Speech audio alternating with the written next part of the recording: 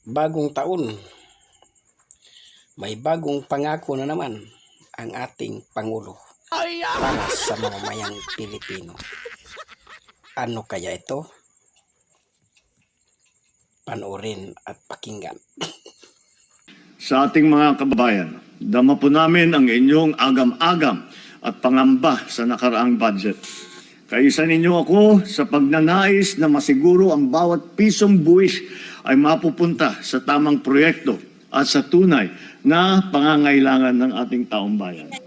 Naririnig namin po kayo. Sa national budget ng 2026, malinaw ang direksyon ng inyong pamahalaan.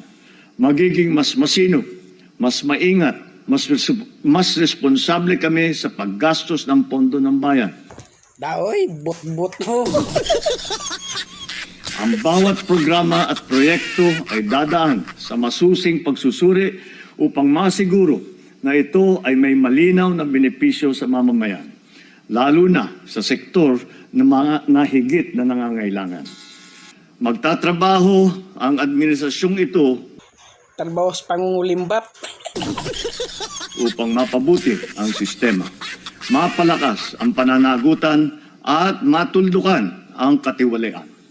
Kasama ninyo kami sa layunin tiyakin na ang budget ng bayan ay para sa bayan.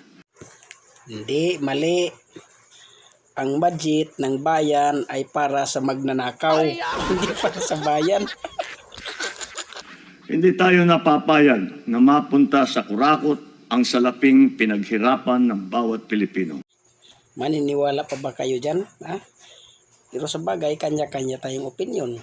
Para sa akin, hindi ako maniniwala dahil 3 taon hindi ko ramdam ang pagbabago sa kanyang pamumuno. Ha? Bahala na kayo sa inyo kung ano inyong opinion.